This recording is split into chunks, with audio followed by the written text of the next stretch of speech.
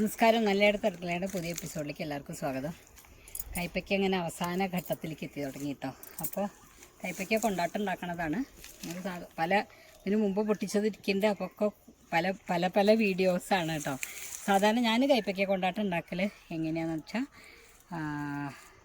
വാട്ടിയിട്ട് ഉപ്പിട്ട് മഞ്ഞൾപ്പൊടി ഇട്ട് വാട്ടും. എന്നിട്ട് ആ വാടി വരുമ്പോൾ അതിലിത്തിരി എന്താ പറയുക കായപ്പൊടിയും കൂടെ കുടയാറുണ്ട്. ഒരു പ്രത്യേക ടേസ്റ്റാണ്.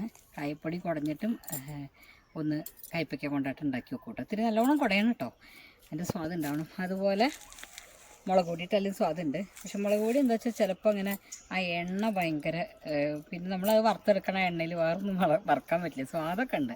അപ്പോൾ ഞാൻ മുളക് പൊടി ഇപ്പം അങ്ങനെ ഇടാറില്ല. പിന്നെ ഇപ്പോൾ അച്ഛന് വലിയ ഇഷ്ടമില്ല, അപ്പോൾ എരിവ് ഇപ്പോൾ വയ്യാത്ത കാലം. നമുക്ക് ഈ കൊണ്ടാട്ടങ്ങളൊക്കെ ഏറ്റവും കൂടുതൽ നമ്മളെപ്പോഴാണ് കൂട്ടറിയോ? നമ്മളെന്നല്ല, ഞാനൊക്കെ ഏറ്റവും കൂടുതൽ കൊണ്ടാട്ടം കൂട്ടുന്ന ഒരു കാലം എന്ന് പറഞ്ഞാൽ എന്താ പറയുക, മഴക്കാലത്താണ്. വേനൽക്കാലത്തിനേക്കാൾ കൂടുതൽ നമുക്ക് കൊണ്ടാട്ടം കൂട്ടാൻ തോന്നൽ എനിക്കിപ്പോൾ മഴക്കാലത്താണ്.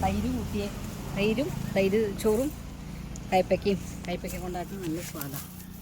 ഇങ്ങനെ നിറയെ തൂങ്ങി നിൽക്കുന്നുണ്ട്. ഇപ്പോൾ ശരിക്കും വലിപ്പം കുറഞ്ഞു കിട്ടും. ഇതിലൊക്കെ വലുതായിരുന്നു കൈപ്പയ്ക്ക, വലിയ കൈപ്പയ്ക്കായിരുന്നു. ഇതൊക്കെ കുഞ്ഞതായി.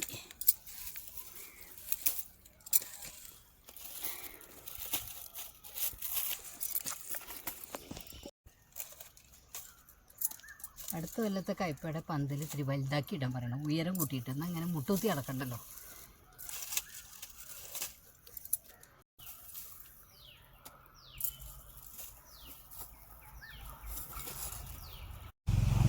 കയ്പയ്ക്കോട് വേറൊരു കറി ഉണ്ടാക്കി കാണിച്ചിട്ട് അമ്മ പറഞ്ഞെന്താ പാലക്കാട്ടിൽ നിന്ന്, പിട്ല എന്ന് പറഞ്ഞിട്ട്. ഭയങ്കര ടേസ്റ്റ് അതിന്, എന്തൊരു സ്വാദം അറിയോ. അത് കയ്പയ്ക്ക നല്ലോണം നല്ലെണ്ണയിലൊക്കെ വഴറ്റി ഉണ്ടാക്കുന്നൊരു കറിയാണ് കയ്പയ്ക്ക പിട്ല.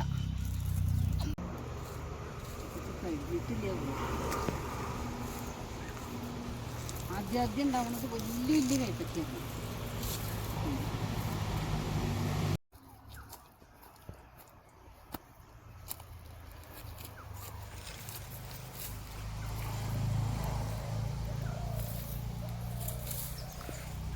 അപ്പോൾ ഇനി ഇത് നുറുക്കി ഉണ്ടാക്കാൻ നോക്കട്ടെ കേട്ടോ.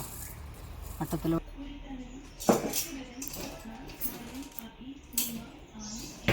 ഉപ്പ് മഞ്ഞൾപ്പൊടി ഇട്ടിട്ട് തിരുമ്പി ഇഡ്ഡലി തട്ടിലിട്ടിട്ട് അതിലേക്ക്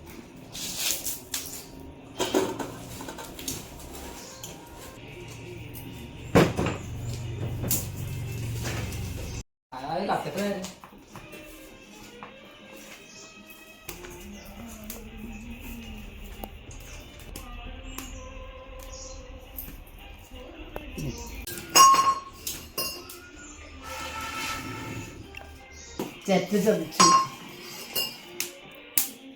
ഒഴുകി ഇങ്ങനെ അടുപ്പ് കത്തിക്ക.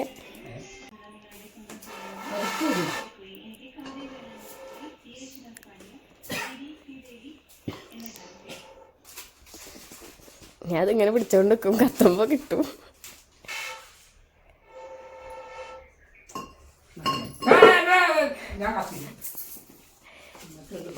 കിട്ടില്ല.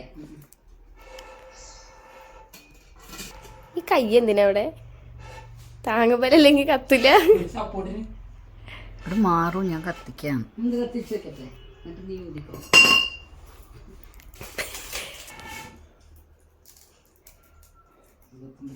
നീ ഊതുന്നത് ശരിയില്ല. അരമണിക്കൂറായി അടുപ്പ് കത്തിക്കാൻ വേണ്ടിയിട്ട്. ഇതാണോ വിദ്വാൻ? ഇത് ആവി കയറ്റിയിട്ട് വെന്ത കയ്പയ്ക്കാണ്. ഇതിലാണ് നമ്മളിനി കായം ഒന്ന് കുടയുക. ഇനി വേറെ പണിയൊന്നുമില്ല. കായം കുടയിൽ കഴിഞ്ഞാൽ നേരെ വെയിലത്തണ്ട് ഉണക്കാടുക, അത്രയേ ഉള്ളൂ കേട്ടോ.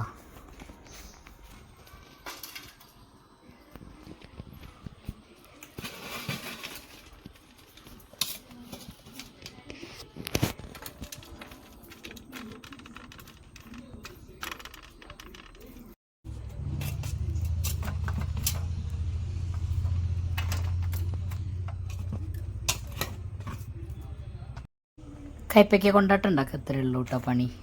ഉപ്പിട്ട് ആവി കയറ്റി അതിലൊരു നുള്ളു കായപ്പൊടിയും കൂടി കുടഞ്ഞാൽ കയ്പ്പയ്ക്ക കൊണ്ടാട്ടം റെഡിയായി ഉണങ്ങി കിട്ടിയ. അപ്പോൾ പുതിയ വീഡിയോ ആയിട്ട് നമുക്ക് വീണ്ടും കാണാം.